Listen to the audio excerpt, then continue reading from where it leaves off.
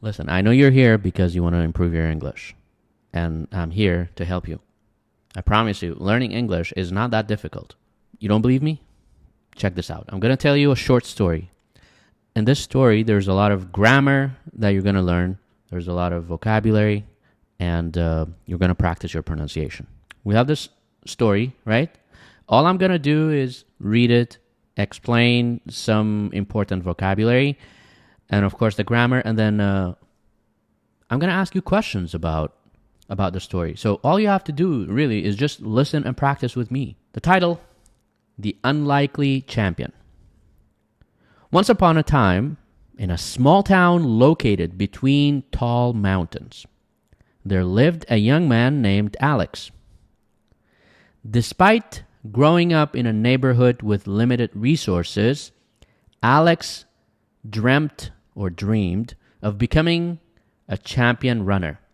Okay, now maybe you're asking, what's the meaning of despite? We use despite to combine two sentences. So actually, in this lesson, you're also going to be practicing your writing skill. So we use despite to combine two sentences to make a complex sentence. And what does that mean? What is the meaning of despite? Well, when you want to express contrast, like something the opposite of you have two sentences or you have two things you want to say, one of them is the opposite of the other one. In that case, we use despite. So you see here, it says, despite growing up in a neighborhood with limited resources, he didn't have a lot of opportunities. So despite that, and then we have a surprise. Alex dreamed of becoming a champion runner. So you see, we have two sentences. One of them is the opposite of the other one, or it's like a contrast, right? The opposite. In spite of the lack of proper training facilities, he spent hours every day practicing on a rugged, uneven track near his home. In spite of is the same as despite. So you see here, we have this sentence. In spite of the lack of proper training facilities, there was no gym, there was no training facility or fitness hall to train, right? Despite that, or in spite of that, he spent hours every day practicing where? On a rugged, uneven track. Rugged means like rocky. Like if you see a road and it has a lot of rocks and it's not very smooth, it's up and down, it's uneven, it's not even, then it's rugged. All right? So rugged, uneven track near his home. Although his shoes were old and worn, and the weather often played tricks on him with sudden rainstorms or scorching heat, Alex never gave up. We have another word, although. Although actually is the same as despite. The only difference between although and despite is the sentence structure. After although or with although, we use a complete sentence. You see, although his shoes were old and worn, and the weather often played tricks on him with sudden rainstorms or scorching heat. Very, very hot weather. So you see, that is a complete sentence. But if you notice, with despite, we say growing up in a neighborhood with limited resources. So it's not a sentence, it's a phrase or it's a clause. Or in spite of the lack of proper training facilities, he spent hours and hours practicing on a rugged, uneven track near his home. So with although, we have two complete sentences. With despite, we have a clause, and then the other part is a sentence. His determination was unwavering. Unwavering means nonstop. He just kept going. It wasn't like one day he was determined, one day he was not. So his determination, his motivation was unwavering, was continuous, okay, and consistent. That's the meaning of unwavering. Okay, we have another use of despite. Despite facing financial struggles, despite not having a lot of money, he found creative ways to improvise his training routine. You see, when we use despite or although, we have two statements. One of them is kind of like the opposite of the other one. He had financial problems. He didn't have a lot of money, but he found creative ways to improvise his training routine. As time went by, Alex's hard work paid off. Despite the odds stacked against him, odds, uncertainties, difficulties, problems, all of these were against him, he qualified for the national championship. Although he was competing against well-funded athletes with state-of-the-art equipment. This is also another good vocabulary or another good phrase. State-of-the-art. State-of-the-art means very, very advanced technologically, like the most updated or the most advanced equipment. 2023, 2024, right? It has all the technologies. So even though he was competing against athletes who had a lot of money with state-of-the-art equipment, Alex held his ground and surpassed everyone's expectation. He surprised everyone because nobody thought he could do it, but he did it. Although he didn't have a coach and the journey was tough, Alex became the champion that he always aspired to be.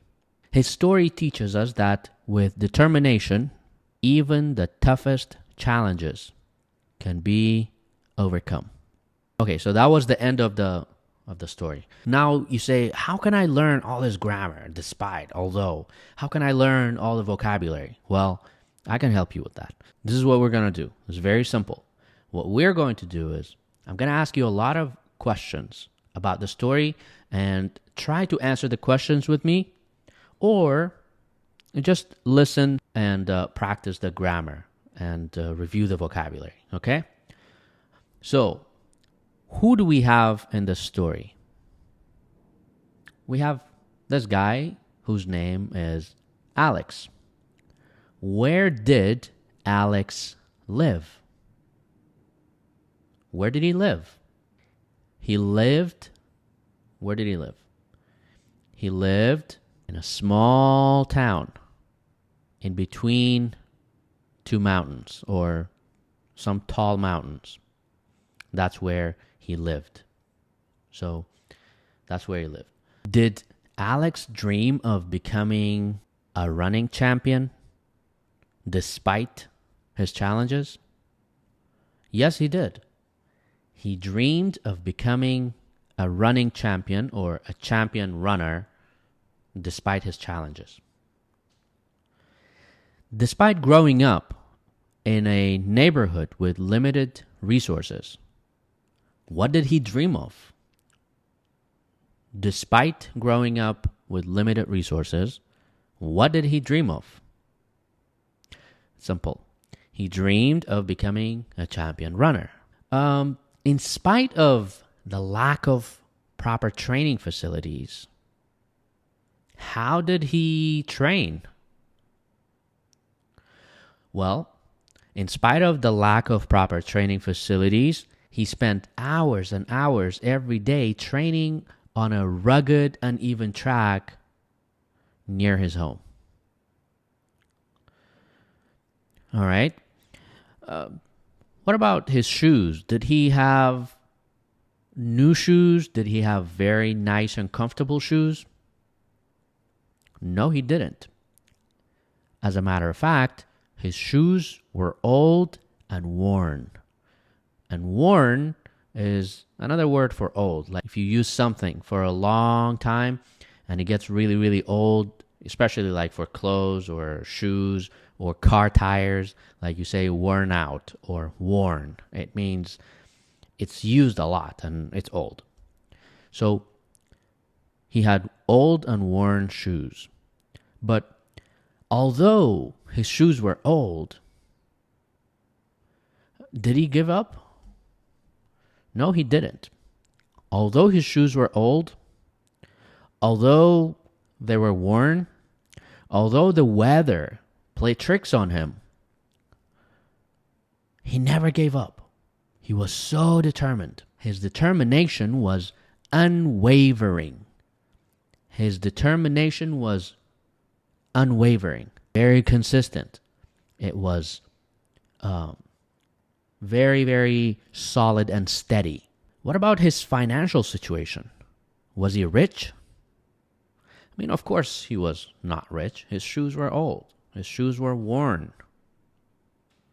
But despite his poor situation, or despite his poverty, despite his financial struggles, he found creative ways to improvise his training routine. He was very creative. He was always looking for a solution. Despite his financial struggles, despite not having a lot of money, he always found ways to train. So no excuses. Okay? So as time went by, how did Alex's hard work pay off? Well, his hard work paid off by qualifying for the national championship. Wow, that's crazy. So despite all the odds against him, not having money, not living in a place with a lot of opportunities, not having the money for it, not having nice and comfortable shoes, he qualified for the national championships. Okay? And who was he competing against? Who were the people that Alex was competing against or competing with? Well, he was competing against well-funded athletes with state-of-the-art equipment. State-of-the-art. What does that mean? You guys remember? State-of-the-art means very, very advanced technologically. That's what it means. And well-funded means like especially like if you're an organization or a public figure, if you are well-funded, that means you they fund you, they pay you money, they support you financially. So well-funded means having people who support you financially. So he was competing against well-funded athletes. Okay? So despite that, or although he was competing against well-funded athletes, what did Alex do? Well, he held his ground and surpassed everyone's expectations. Did he have a coach? No, he didn't have a coach. Was the journey easy? No, his journey was not easy. So, although he didn't have a coach and the journey was tough, how did Alex do? How did he do in the competition or in the championship? Well, although he didn't have a coach and the journey was tough, Alex became the champion he always aspired to be. He always wanted to be. To aspire means to hope to become something in the future. Aspire. And the noun for aspire is aspiration. So if you say, I have dreams and aspirations, means I have dreams and goals. I have hopes. You know, that's what it means. All right, so what does his story teach us? His story teaches us that with determination, the toughest challenges can be overcome. Even though Alex had a lot of challenges, he overcame all the challenges. He beat everyone's expectations. He reached his goal and achieved his dream because he had unwavering determination. Because his determination was unwavering. He was unstoppable. That's what he was. And I hope that you are also unstoppable, and I hope this lesson was useful. Go back and listen to it again and practice more. And if you like this video, share it with your friends. Thanks for listening. I'll see you in the next video.